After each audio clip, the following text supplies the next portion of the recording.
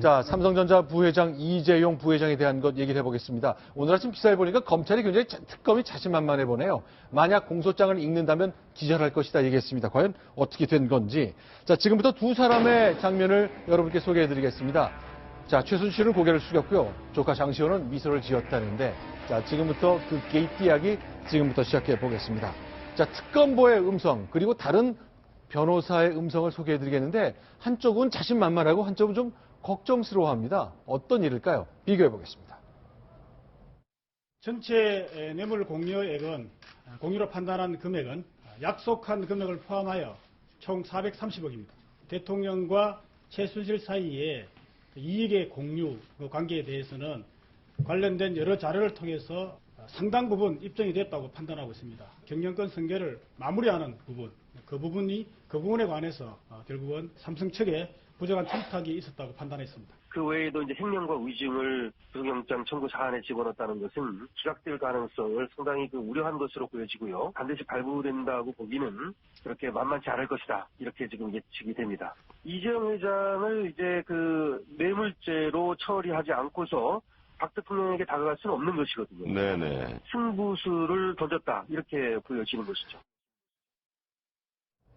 지금 이 얘기를 들어보니까 손수 변호사님 질문이 생겼습니다. 이제 뇌물을 대통령에게 줬다. 이재용 부회장 구속해야 된다고 특검이 얘기했잖아요. 근데 뇌물 공여뿐만 아니라 횡령, 위증 이런 거 다 영장 청구 사유에 넣은 것으로 보아 혹시 이것만 했다가 안 될 것 같아서라는 느낌을 공보이선 받았다는 거네요. 뭐 그렇게 생각할 수도 있겠죠. 네. 근데 일단은 누군가를 구속하기 위해서 영장을 청구할 때 뭐 혐의 사실이 드러나고 특검이 죄가 있다고 생각한다면 그걸 그 중에 하나를 뺄 필요는 없거든요. 네. 일부러 하나가 확실하니까 다른 것도 빼겠다. 굳이 그럴 필요가 없기 때문에 그런 특검이 생각하는 그런 혐의 사실을 다 넣었다고 해서 이런 뇌물 관련돼서 자신이 없다라고 이렇게 단정하기는 어려워 보입니다. 따라서 실제로 법원이 이제 18일에 영장 실질심사가 예정되어 있는데요. 18일 어떤 결과가 나올지를 지켜봐야겠습니다만 네. 일단 특검 입장에서는 자신감을 굉장히 보이고 있습니다. 특히나 이제 영장 청구서 외에도 이제 브리핑을 통해서 또는 특검 관련자의 어떤 언론 인터뷰를 통해서도 굉장히 자신 있는 그런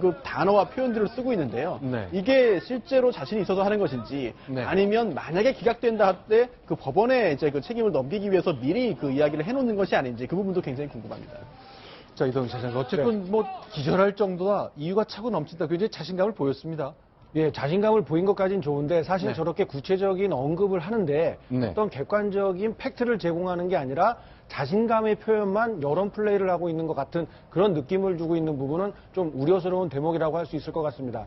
어쨌거나 특검에서는 지금 삼성이 삼성물산과 제일모직이 합병하는 과정에서 네. 전 복지부 장관이 국민연금을 통해서 문영표 장관이 국민연금 쪽에다가 합병 찬성해라 이렇게 지시를 했다라는 그런 진술을 확보했기 때문에 네. 이것은 어쨌든 430억을 낸 대가로 볼 수밖에 없다. 네. 그 이익은 고스란히 이재용 삼성 부회장에게 가 있는 것이다. 이런 결론을 내리고 있기 때문에 그런 확실한 물증, 증언들이 있기 때문에 자신감을 갖고 있는 것이고요. 네. 반면에 삼성 쪽에서는 네. 증거로 얘기를 하자. 네. 진실을 밝혀야지 그게 왜 여론몰이를 통해서 우리 총수 한 사람을 구속시킨다고 정의를 세우는 것이냐. 그렇지 않다. 이런 반박을 하고 있는 중입니다. 자, 이건 어떨까 모르겠습니다. 어쨌건 삼성전자 이재용 부회장 영장 청구된 것 때문에 뭐 다들 걱정한다고 하는데 SK, 롯데, CJ 전부 다 그동안 굉장히 어려움을 많이 겪었던 거잖아요. 그렇습니다. 이게 그냥 단순하게 정황만 있는 것이 아니라 SK 같은 경우에는 최태원 회장이 사면되는 과정에서 네. 정말 안종범 수석에게 하늘 같은 은혜를 잊지 않겠다. 네. 이렇게 문자를 보냈는데 물론 SK에서는 의례적인 인사말이다라고 했습니다만 네. 충분히 어떤 대가성이 있었던 사면 아니냐 이렇게 의심을 받을 만한 대목이고요.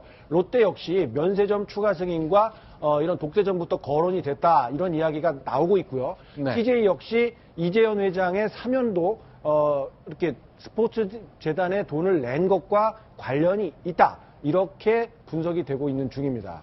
네. 자, 어쨌건 사면 받은 총수들 굉장히 많고 지금 CJ의 이재현 회장 모습 보고 계시고요. 자, 최태원 회장도 다 사면 받았기 때문에 과연 삼성전자 이재용 부회장이 어떻게 처리되는지 법원이 과연 영장을 발부할지에 따라 많은 것들이 달라질 것 같습니다. 자, 이건 어떻습니까? 최순실 씨 이제 결국 조카 장시호를 만났는데 마주쳤거든요. 그러나 그동안 사이가 틀어진 것 같습니다. 예전에는 이모 말이라면 거역할 수 없다 그랬습니다만 좀 달라진 거군요. 김도혁 기자, 이 장면이죠? 네, 그렇습니다. 이제 오늘 오전이죠. 오늘 오전에 중앙지법에서 열린 1차 공판에 최순실 씨와 김종 차관 그리고 이제 그 장시호 씨가 서로 이제 자리에 동석을 하게 됐는데요. 네. 실제로 이제 그 두 사이는 이모와 조카 관계지 않습니까? 네. 실제로 함께 일을 했던 사이이기도 하고요. 하지만 두 사람은 그 법정에서 눈도 마주치지 않는 그런 냉랭한 기류를 흘렸습니다. 무엇이 이걸 이렇게 만든 거죠? 지난번에 제출했던 태블릿 PC 그게 가장 큰 건가요? 네, 그렇습니다. 장시호 씨가 그 최순실 씨의 발목을 잡을 수 있는 결정적 혐의를 입증할 수 있는 어떤 그 태블릿 PC를 제출한 그 사실 자체에 대해서 최순실 씨가 네. 구치소 내에서도 굉장히 분개하는 반응을 보이지 않았습니까? 그 사실에 대해서 최순실 씨가 이번에 법정에서 만난 그런 장면에서도 두 사이는 굉장히 서로 쳐다보지도 않는, 왜냐하면 친척들이거나 아니면 가족들 같은 경우에는 법정에서 증인으로 출석을 했을 때 서로 이제 이야기를 나눈다든지 아니면은 눈짓이라도 교환을 하면서 서로 인사를 하는 그런 모습을 보이는데, 오늘은 아예 둘 사이가 서로 모르는 사람인 것처럼 적대적인 관계인 것처럼 마치 김종 차관을 가운데 둔 것이 네. 서로 의도된 것인 마냥 서로 반대되는 모습을 보였습니다. 특히나 원래 눈빛 교환 정도 할 수 있을 것 같은데 그런 장면이 안 보였다 그 얘기군요. 네, 그렇습니다. 특히나 이제 장시호 씨는 굉장히 고개를 들고 당당하게 또 미소를 짓는 그런 모습이었는데, 최순실 씨는 고개를 숙이고 정면만 응시하거나 아니면은 바닥만 내려다보는 그런 모습을 보였습니다. 네. 그런데 지금 이 장시호 씨하고 최순실 씨를 네. 뭐 이렇게 이모와 조카 사이로 보는 것은 이제 너무 많이 과거 얘기고요. 네. 현재는 둘 다 이제 피고인 아닙니까? 그런데 이 두 피고인이 과거에 이모와 조카 사이로 둘 다 범죄 사실에 대해서 부인을 했다라면 네. 어떻게 보면 둘 다 조금 가벼운 형량을 받을 수가 있었는데 네. 두 사람은 지금 이제 죄수의 딜레마에 빠져가지고 네. 한 사람은 지금 이제 그 진실을 폭로한 거 아닙니까? 네. 본인이 보관하고 있던 이모의 태블릿 PC를 특검에 제출하면서 나는 이모가 시킨 것을 했을 뿐이지 내가 그 범죄에 적극적으로 가담한 게 아니다.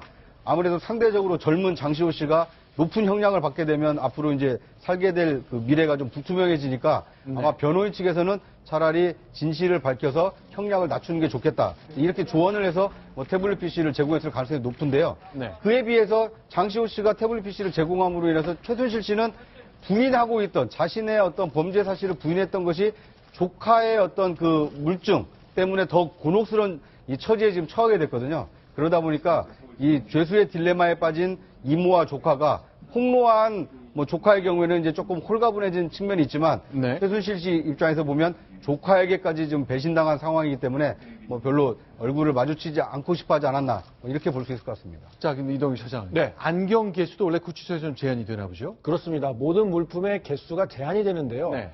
자, 첫 번째로 볼 게 작년 10월 31일 검찰에 처음 출두할 때 최순실 씨 모습입니다. 그쵸. 안경을 안경- 자세히 보시면요. 네.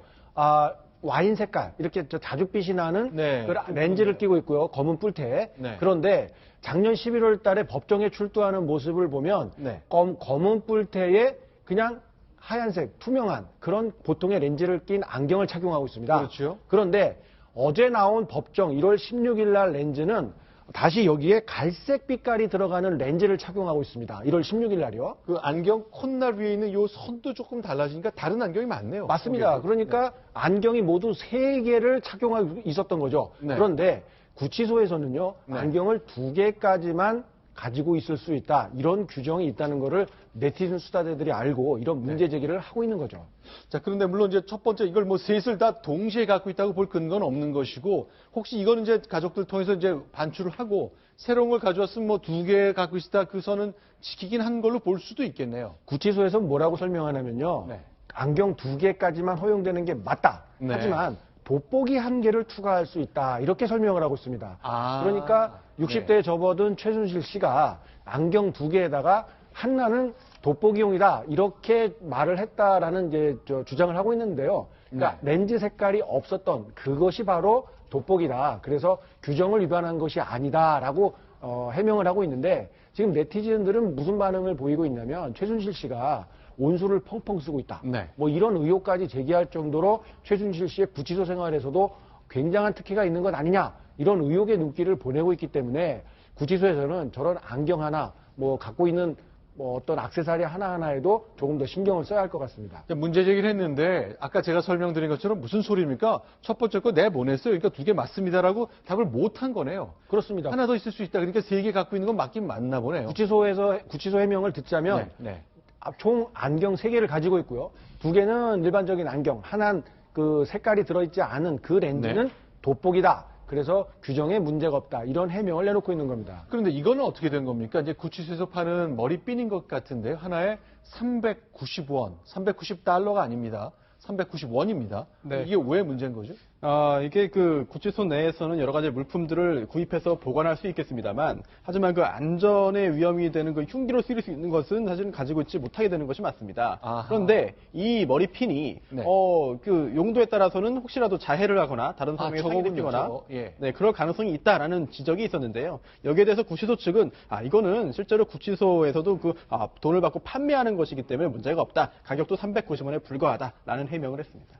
그러니까 날카로운 건 사용할 수 없지 않느냐 했지만 이거는 우리가 판매할 정도로 별로 날카로움 같은 게 없는 것이기 때문에 문제 안 된다. 그렇습니다. 만약에 이제 정말 위해가 된다고 한다면은 차 한 택시에 그런 가발 같은 것도 실제로는 사용하지 못하거든요. 구치소 내에서는. 그런 문제가 있습니다만 적어도 구치소 측은 이 머리핀에 대해서는 문제가 없다고 보는 것 같습니다. 알겠습니다. 자, 최순실 관련된 소식 2가지 정리해 봤습니다. 자, 이동영 차장 그리고 김동혁 기자는 여기서 인사를 드리겠습니다. 오늘 말씀 잘 들었습니다. 고맙습니다. 자, 이번엔 6번째 소식 보겠습니다. 순위 확인합니다.